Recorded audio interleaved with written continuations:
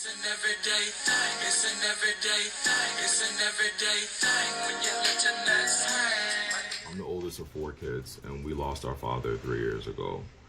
Not because he died or anything, just because he had an affair with a 31-year-old, and now he has a 6-year-old baby and a 1-year-old baby. It's been a while since this happened, and I've never spoken about it publicly, or mostly not even privately with most people.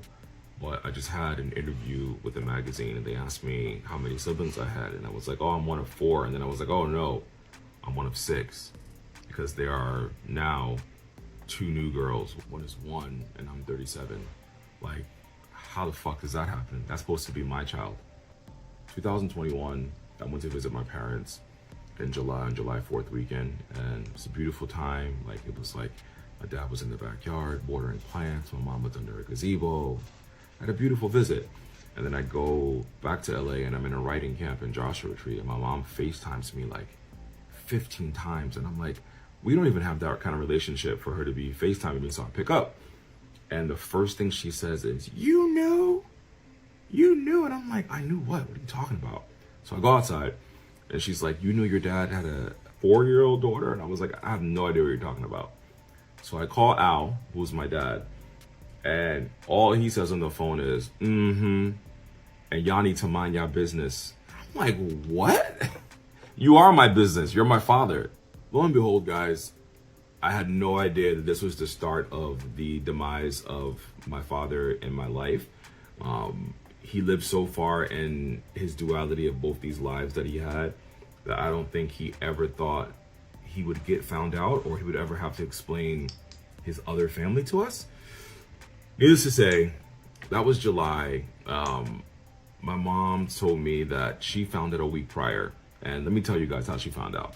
So my parents have 3 cars at the house, and my mom's car was being worked on, so she took my dad's truck. And she found a ticket in the side of the door of his car, and that ticket sent her spiraling. I grew up in New York, and I'm from there, and anybody in New York knows Easy Pass. Easy Pass is most states have it. It's the system where you go through tolls, and they just like scan the little box in your car. My mom pays all the bills in the house. My dad just gives my mom money, and then she takes care of it.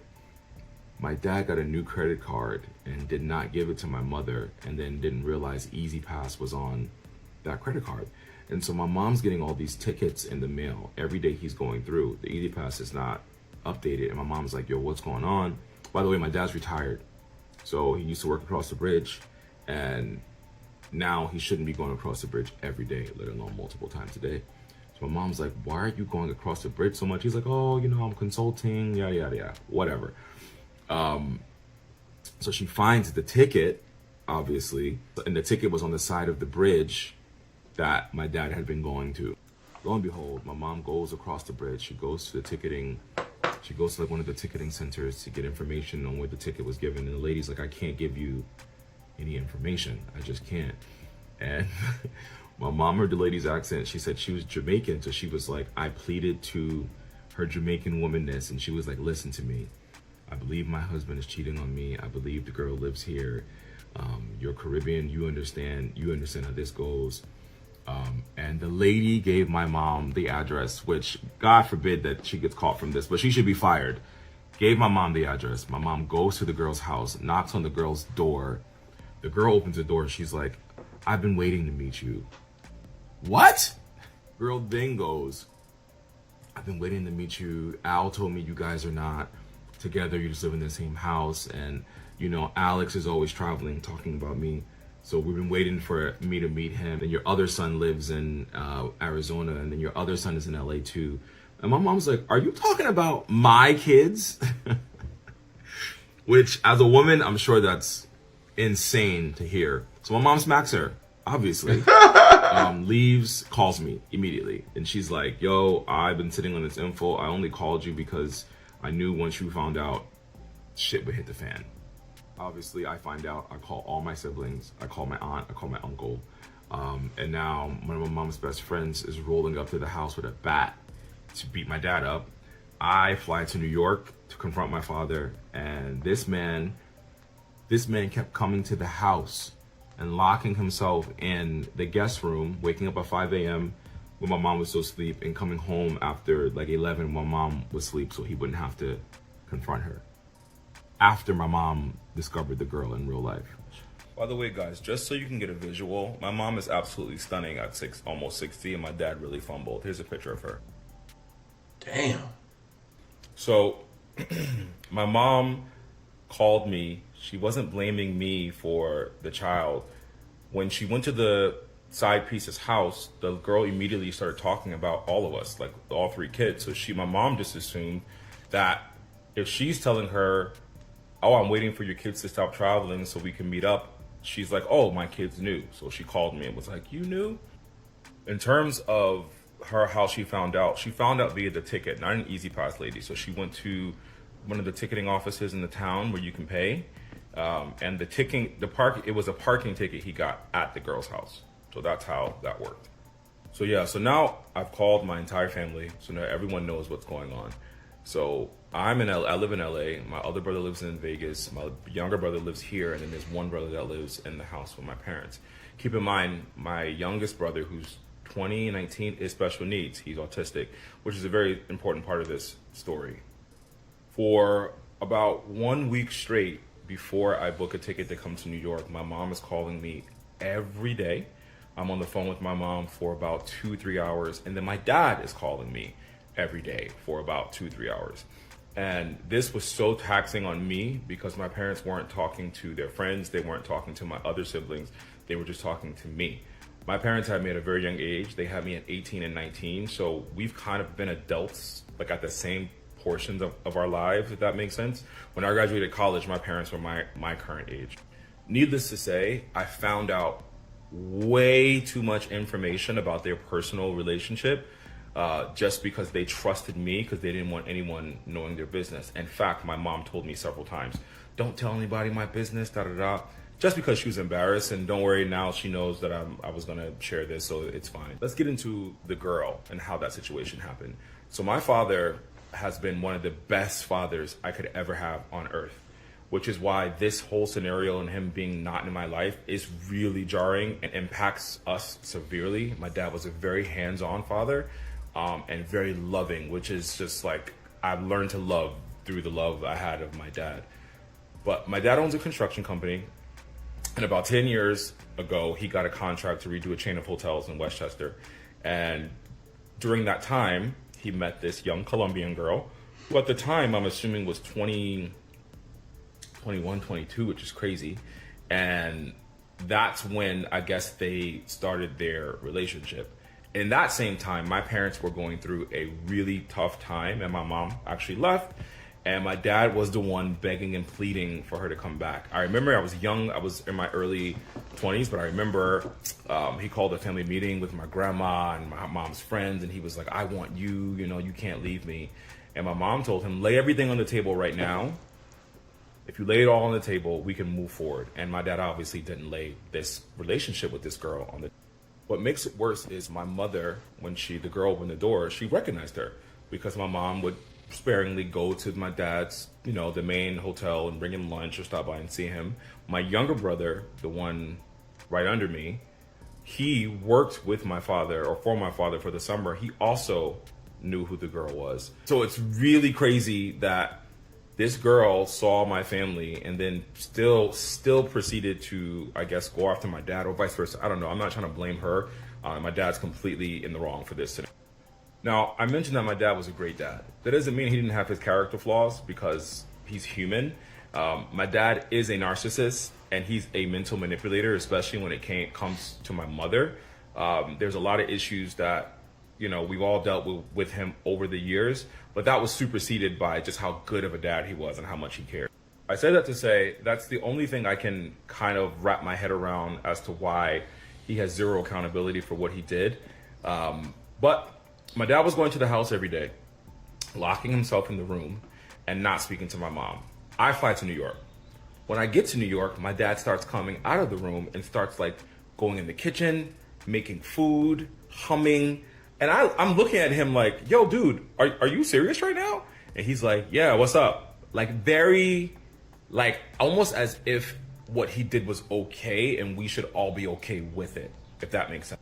So the first time I visit right before I'm going on vacation with my friends. And so I have a finite amount of time in New York. I'm there for like 5 days. So every day I try to talk to him, he's avoiding me. He's avoiding me, he's avoiding me.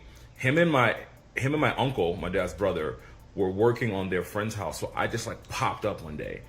And my dad was on a ladder and I was talking to him and I was like, yo, let's talk. He kept saying, you need to mind your business, you need to mind your business. So I kept getting more upset because I'm like, you're not gonna gaslight me into thinking you don't have to talk to me about having a new baby and you disrespecting my mother, you still going to my mother's house, which is our family house, and you not talking to her while we know you have a new baby.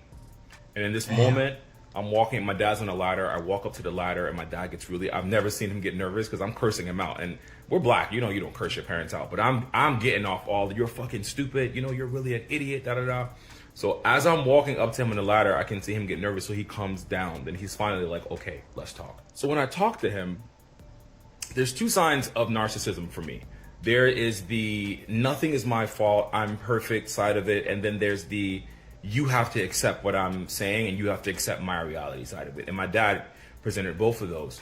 He basically kept saying, this is my business, I'm not gonna feel bad. No, the first thing he said was, you're not gonna make me feel bad about my child. And I was like, what are you talking about?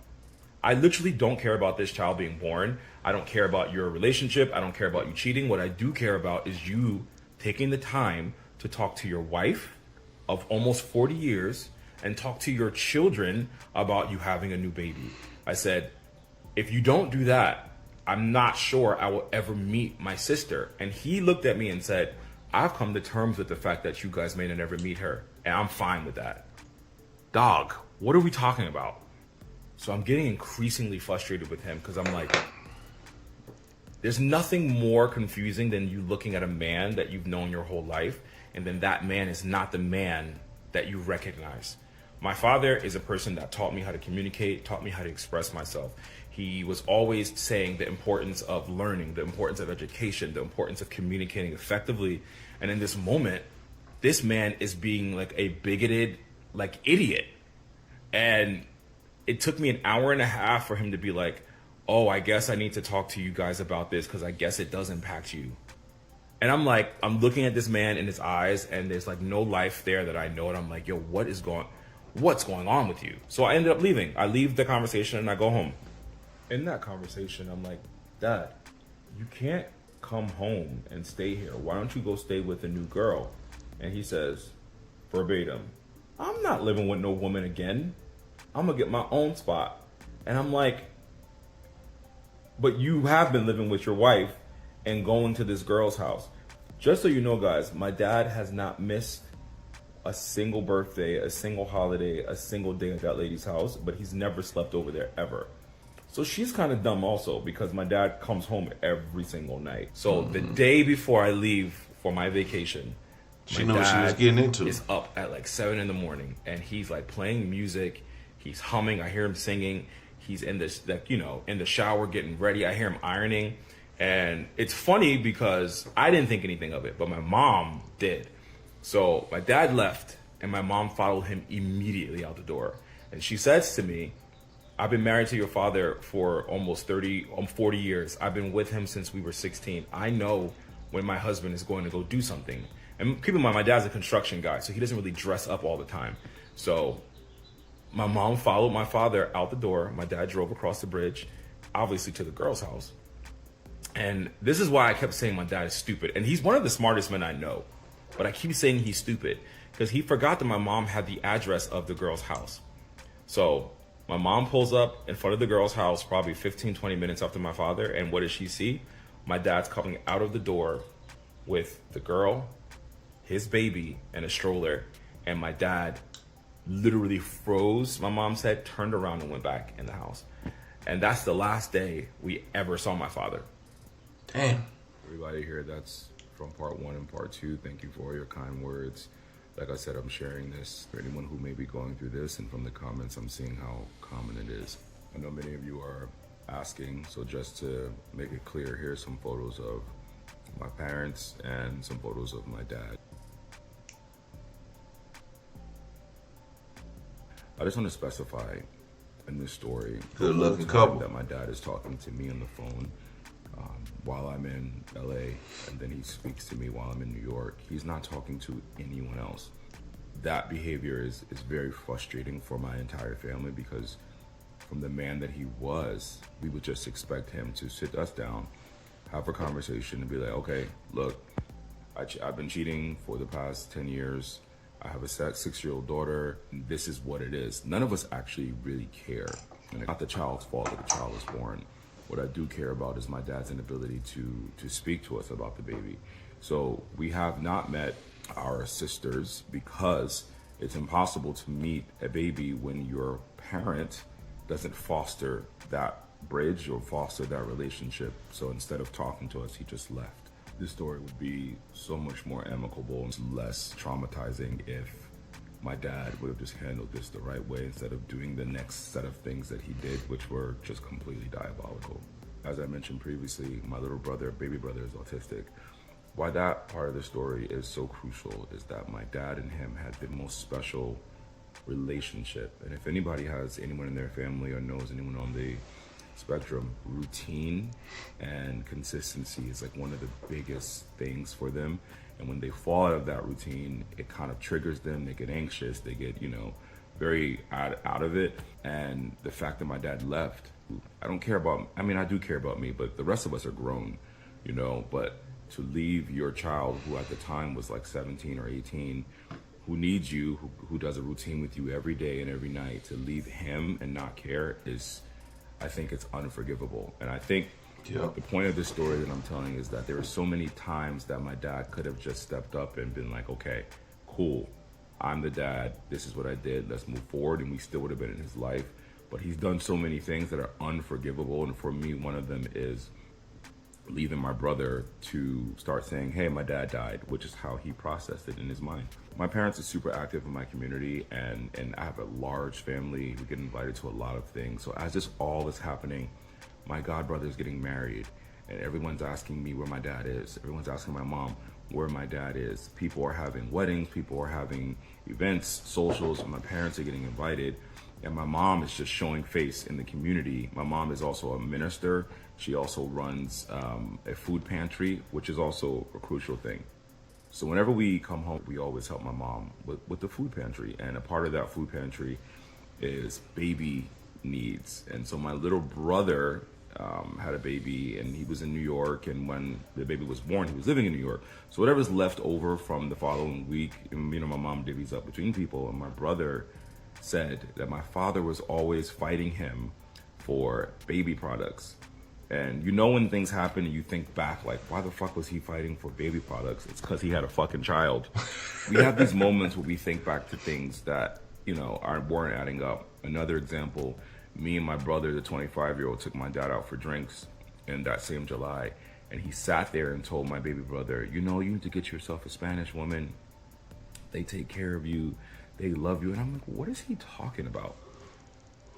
He had a Colombian this whole time. Damn. Remember how I told you guys my dad is a narcissist, and his behavior is kind of out of control. My mom was in Costco, and someone that we grew up with, who's my dad's good friend, walked up to my mom and said, hey, talk to your boys. Why aren't your boys talking to your husband? And you guys gotta work this thing out. And my mom's like, what? Another person hit me up and was like, man, you guys gotta stop. Why did you guys try to fight your father? Why are you guys not supporting your dad in this trying time? And we're like, what the fuck are you guys talking about? My dad left that day, never came back home, has not spoken to us. He's out here in the streets telling people that we tried to fight him. We're the reason he's not home. Just the lies of it all. And a couple of you asked me, have I reached out to my father? The last time I reached out to my dad was on my birthday, so last year. And that had been 2 years since I've spoken to him. And I sent him this long letter and a text and an email. He just didn't respond to me. So it's not for lack of trying that he's not in my life. It's the fact that he has completely dissolved himself from our life. And he's just living in this new world. And I'm not gonna stress myself out trying to communicate with someone who doesn't want to communicate with me. My uncle visits my mom's house to check on their baby brother. And he comes before my dad does, which is insane. And he says to my mom, you know, I told Al a while ago, you know, that's not gonna be okay what he's doing. And my mom was like, a while ago, so you guys have known? Come to find out, guys, my dad's siblings have known forever, since the beginning. They have been to birthdays, they have been to baby showers, they have been to christenings. One of them is a godparent. My dad's workers for his business. No, one of the workers, my mom actually helped sponsor a visa for them to come from Jamaica, gave them an apartment, introduced him to his wife, and these people have known for this whole time that he had a kid and just didn't care to operate in any way that cared about my mom or cared about her mental space or protecting her from when this eventually came out. My mom calls me one day, and at this point we're talking regularly just about stuff and figuring out life planning, because mind you guys, this is going on 40 years of marriage and my mom doesn't work and my dad takes care of everything, and now he's gone. And he stopped paying the bills at the house. Mom logs on to pay her taxes, and this other address pops up on her taxes, because my parents are still married, by the way. And she's like, wow, he got another house, but he's not paying bills here. My dad's sibling, my aunt, who was the only one I was really close to on that side, completely stopped talking to my mother once we found out they knew and we confronted them.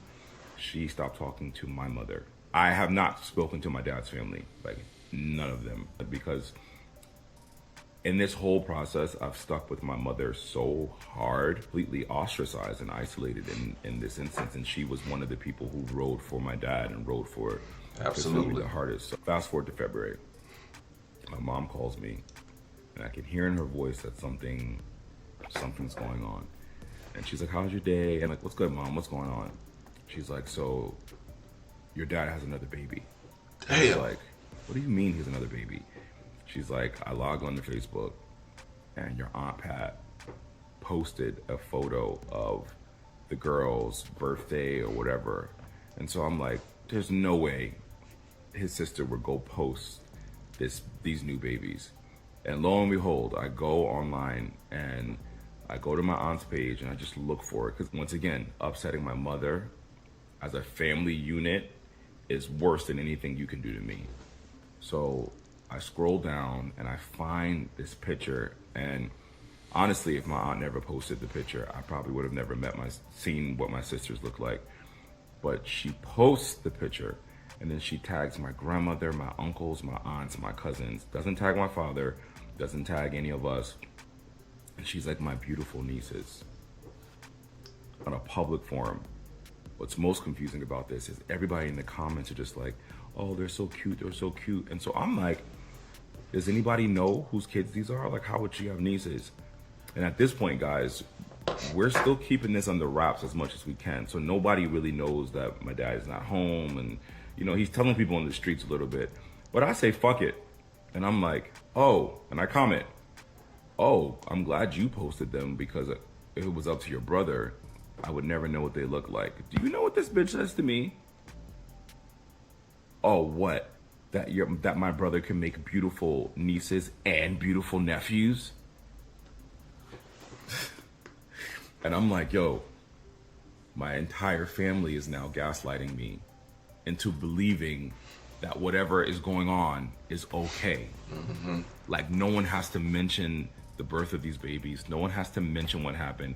And now it's just like, oh, okay, well, I have nieces now, so I'm gonna post them. Bro, the toxicity of it all is just, it's absurd. Hey guys, so this is the next part of the stories. I see a lot of people are confused as to what happened, and they're like, why did you abandon your father? If your father was happy with your mom, let him be happy now. No, my parents were fine. 1 week, my dad was home. My dad was redoing the backyard for my mom's birthday. Then he got caught 1 week, and then all of a sudden he hated my mother. And then after that, he hated us, apparently, because we did nothing to him, and he stopped talking to us. There's been some discussions with me, my mother, and my family. I know this girl's Colombian, and honestly, I think she might be doing voodoo on my dad. I honestly think some juju's going on because the switch up that he had was really fucking crazy. Like, and it's not far-fetched. So now my dad is talking about us in the streets, and my mom is at home alone now with my 19-year-old autistic brother. And since my dad is a contractor, anything in the house that needs to be done, he usually takes care of. But since he's no longer in the picture, my mom naturally hits up the worker that she got the visa for from Jamaica to come work in the house. And this man says to her, "Oh, B, sorry, I can't work on the house. Al told me not to go over there." So you're going to allow this man to put my mother in a horrible position where she has to hire people with money she doesn't have because she's not working because my dad told you to, and you're going to listen? At this point, I'm not really sure who my father is, and I can't operate based on assumption as to the things he would do when we were little and the things that he would do as the man that I knew him as an adult. This is not the first time my dad kind of did some shit like this, kind of. When they were together, really young, and I was in my mom's stomach, there was this girl that claimed that my dad was the father of her child. And instead of fighting it, my dad just claimed the child, and my mom had the baby at home with her. But like I said, they were 18 and 19. And the baby is or isn't his. And I vividly remember being 13 and going to my, I think, 6th grade graduation, getting in the car, and this woman stopping my father and being like, "Oh, you know, your daughter graduated today." And I was like, huh? I was old enough to be like, what? But young enough to not really comprehend what was going on. So then the next week I asked my grandmother, and my grandmother and my great aunt are showing me this photo album, and they just show me this girl, and they're like, "Oh yeah, that's your sister." I have no idea who this girl is. Years later, I am a sophomore in college.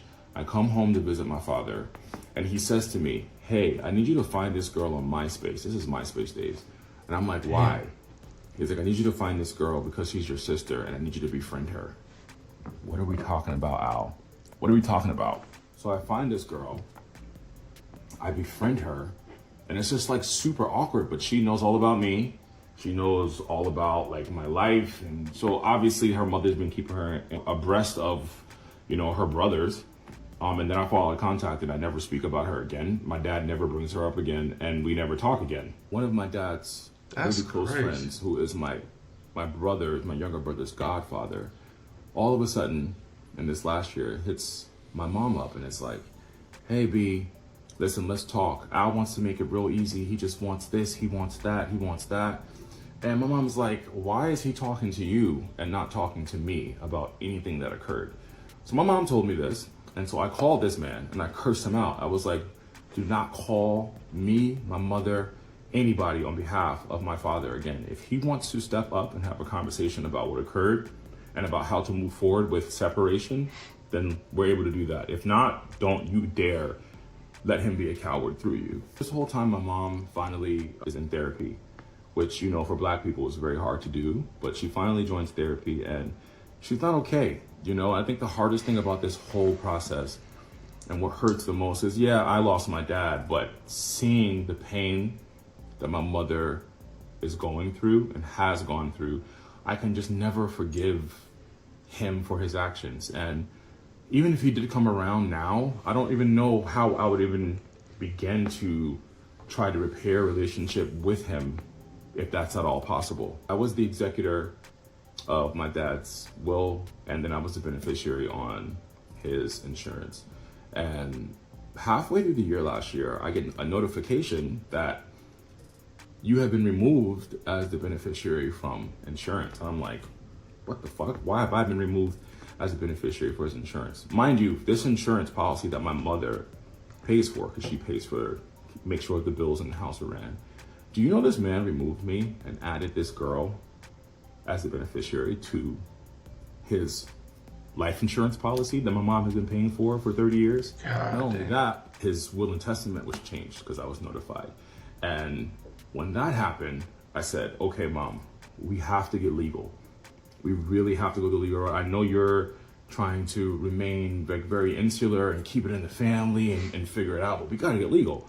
And in New York, they have this thing called the sound of mind hearing. And I said, you know what? He wants to act crazy. Let me legally make him crazy in the state to prevent him from taking all of the years you've worked on him with, taking all of those benefits away from you in case he passes, because this new chick don't deserve that at all. So I did it. Thank God it was approved. Thank God we were able to stop it. But now at this point, I'm like, yo, we gotta secure this house. We gotta sell this house. We gotta take the house away from him. We gotta give the house to me. We gotta just make sure all the assets can be in your favor, because I don't know what this man will do. He hasn't paid for you to be here for a year. I'm helping you out. My other brothers are helping you out. Really, this all falls on me to kind of figure out, which was the craziest shit I've ever dealt with in my life. I mean, I was already a grown up, but I've grown up so much. Like, I came to New York to deal with this as a man with my father, not even a son, and he dealt with it as a coward. We're all in the various healing or dealing phases of dealing with this. And my one brother, the one with the kid, he has a very particular grievance with my father, because our sister and his daughter are the same age. And when my brother had his baby, they were living at the house with my parents, and my dad was always too tired to be a grandfather, always too tired to care about, you know, my niece. And it's because he was busy being a father to a newborn. My 25-year-old brother, who is my dad's favorite, always has been, is the only one that has had slight communication with my father throughout this whole time. And it's only because he's easily manipulated and super gullible. And it was always to do some like spying. It was never to actually care about him. And the baby, who's autistic, he has not seen my father since the day he left. For those of you asking how my mom's doing, I had a very good year last year work-wise, so I was able to do something for her that it was a dream of hers. I took her to Europe for the first time. She loves castles and she loves the royal family and stuff. So I took her to London, Paris, and Barcelona. And I told her, I hope this is the start of your healing journey. I hope you can take from this trip that your life isn't over, that there are people who love you, and that at the end of the day, you're a bad bitch, so you could still get whoever you want. And I think for me, that was the thing I needed to do to kind of push her out of that, you know, regression she was going in, and see that the world is bigger than my father, and that the world is bigger than what's happening, and that she can make it past this. We all can. Unfortunately, the way I've been able to process this is that my dad is no longer with us. And that sucks more than anything, because he's a couple of towns over, living his life, you know, without us. And the things that he's done and the steps that he's taken are so far removed from forgiveness for me that I don't know what the next steps could be, besides just ensuring that my mother is okay, ensuring that my brothers are good, and ensuring that I keep my family together, which is what I'm trying to do. I saw a lot of strange comments to me over the course of these 4 videos, of particularly men telling me that I'm a grown-up and I should mind my business and his business isn't my business. Well, each family unit is different. My dad was one of my best friends. I miss my father. It's not like I don't miss him. There was a point, and I think for the first year, where every time I saw like a dad and son on TikTok introducing his baby, or I saw a scene with the dad and son on the TV show, I would just tear up. I'm not like that anymore.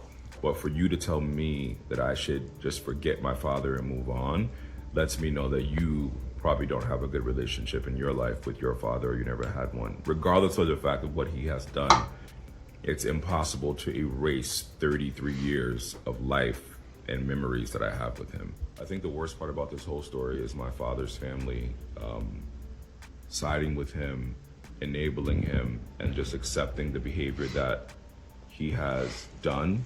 In particular, funny enough, my father kept us away from his family for the most part when we were growing up. My grandfather did something very similar to this, where I think my dad has a 13 or 16-year-old brother, and my grandfather was coming home every day, had a key to my grandma's house. My grandma was still cooking him food, yada, yada, yada. And my father would badmouth this man and say, how dare he do this? This is not what you do. This is not the Then right he turn way. around and do the same Meanwhile, thing. he turns around and does the same exact thing to us. It's crazy. It's funny how life works.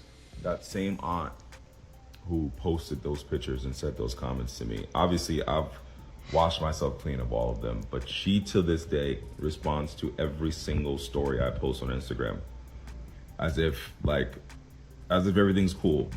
It's really wild how I don't think they know right from wrong or have any sense of like moral code. And my father always has had that, which is why he kept us away from them. But now, since this has happened, they've all just become one cellular unit. So my mom has a youngest brother, my uncle, who is only 4 years older than me. So me and him grew up like siblings pretty much. He is for the streets, like 1000% for the streets. So when this happened, obviously I pulled up to New York, but when I left, he pulled up. And my dad is scared of him. I haven't seen my dad scared of many people. But I know when my uncle came, I was in Croatia. I went to Croatia with my friends. My mom is telling me, hey, I'm going to the gun range today. Your uncle's buying me a semi-automatic weapon. Your uncle's buying me a handgun. So my uncle is now lacing my mom with weapons to protect her, just in case my dad comes back. You know, like I told you guys earlier, he built that house from the ground up, and our biggest fear was that he was always able to get in and enter the house if he wanted to. There's so many layers, obviously, as to why this is fucked up, but my dad started taking stuff from the house, we think. Like, he had a bunch of tools and just stuff in the backyard, like a generator, because in New York, you know, in the winter, power goes out sometimes. Hurricanes, power goes out. Took the generator, taking all the outside tools, taking all the things my mom would need to be in that house by herself.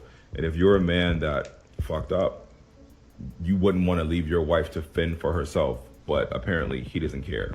And all of this time, my mom was never alone. So I have a huge family. There's like 22 cousins, and I think 18 of them are boys, and everybody's old now. So all of my cousins were rotating, just coming to my mom's house, sitting with her, talking to her.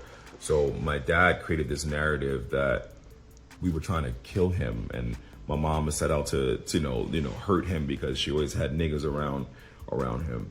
And it's really funny. It's not funny, but it's really funny because this is the same man who helped raise all of these kids, including myself. But now you're so ashamed that you can't even pull up because you're scared that we're gonna kill you or fight you because you know you're wrong. The level of shame that he has, I know, is eating him up alive. I know he has to miss his old life. I know he has to miss his kids. But at a certain point, it's like, when does that eat you up alive? You know, he can't be happy. My dad was done. He put all of us through school. He put all of us, everything was done. It was time for you to start enjoying your life. And now you have 2 babies. And I don't not care about those girls. You know, I don't think about them often, but sometimes I'm like, I should know them. My dad is old, but by the time the first girl graduates high school, my dad will be 80. When the second girl goes to college, my dad might not be here. So it's just unfortunate that we don't have access to them and probably never will. Questions regarding my parents' marital status. I'm purposely not talking about that. We're still in the middle of this, so anything that I say in terms of legality or still marriage is, you know, I don't want anybody to try to use that against her. This story is more about speaking my piece on the situation because I felt crazy for about 2 years, and now I'm finally feeling like a human again, and finally able to process my thoughts on this, process my feelings on it. And I think the point of me sharing this is to speak to anyone out there who may be going through this, is to not allow your parents to insert you in the middle of their issues. Do not allow your parents to use you for therapy. Do not allow their issues to consume you, because it consumed me in the worst way. I ended up depressed and overwhelmed last year. I was depressed at the beginning of this year, and through therapy, I realized that it was all of these things that I was holding on to that were just weighing me down. The pressure of now being the head of my family, the pressure of worrying about if my mom is going to be okay this month. The pressure of worrying about, is my dad going to try to do something? You know, it's a lot of things that I never had to deal with because my family was a cohesive unit, and now we're this broken, shattered family statistic. Obviously, that would have happened either way, but knowing all this information and being this at the center of it, it makes it so much harder. So anyone that is going through that, don't allow that to happen. I doubt there's any bridge or any future that could ever happen between me and my father. I can't speak for my other siblings, but for me, the man that I knew is gone, and there's no bringing him back. You know, and that's not to say if he got sick or anything, I wouldn't go see him. If I just don't know. You know, I can't speak to what actions I would take. I can just speak to how I feel. And how I feel is that there's only so many things you can do, say, and act out on people before there's no return. And for me, he's done it triple fold, especially when I was the only one that came to lend a helping hand. I was the one who came to kind of bridge this gap and mend the issues that were going on, and he spat in my face. I do appreciate all the care, worry, and advice you guys are giving. Don't worry, she's being well taken care of, and she'll have sound legal advice. My mom will be fine. You know, she's taking it one day at a time. She is a woman of faith, extreme faith, which I believe has helped her during this time. She is persevering, and she's one of the strongest people I think I know. I didn't realize how strong of a woman she was until she was able to deal with this and still maintain her position at the church, her position in the community, still take leadership in various aspects of her life. So thank you for all your concern for her. Thank you for your kind words for all of us. I know we'll get through this. I know we'll get past it. I know I'm not the only one who's going through something like this. Yeah, you are. But thank you guys for listening, and yeah, hopefully we'll heal soon.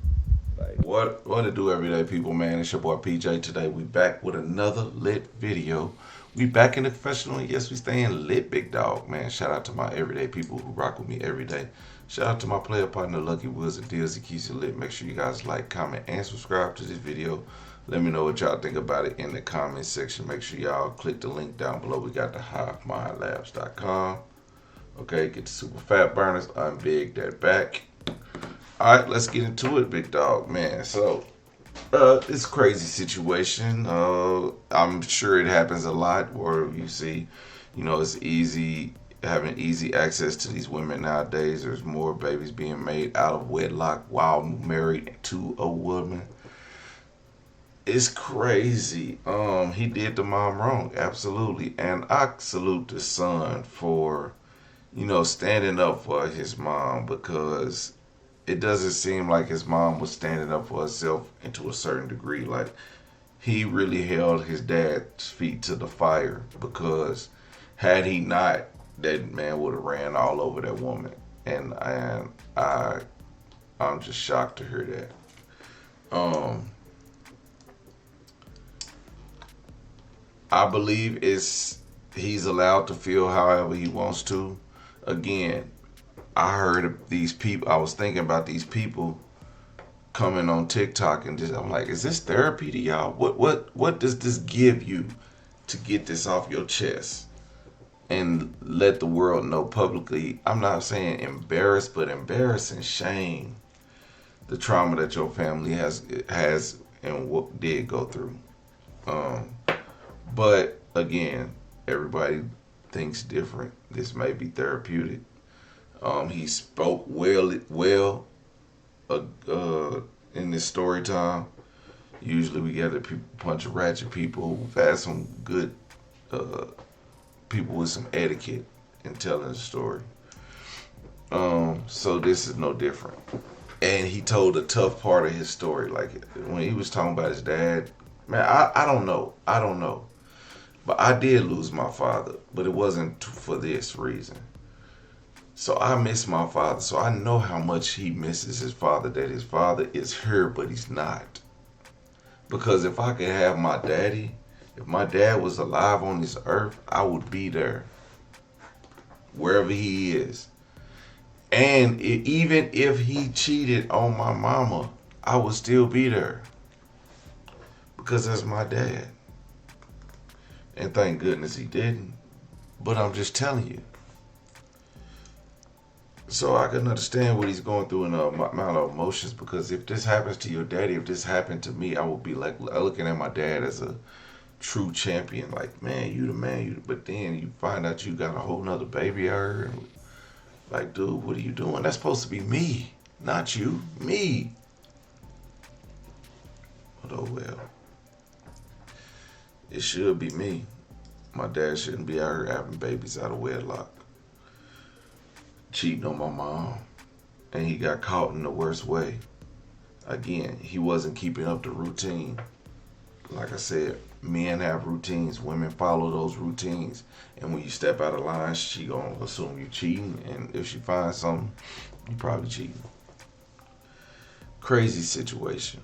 But again, I'm working on a few hours of sleep. I'm up since early in the morning. And I'm about to go get some more rest. So, thank you, everyday people, man, for tuning in. Make sure you guys like, comment, and subscribe. And let me know what y'all think about it in the comment section. I'll let you later. Peace.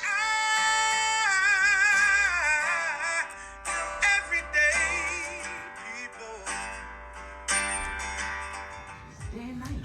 For some women, it can start working in as fast as 1 week.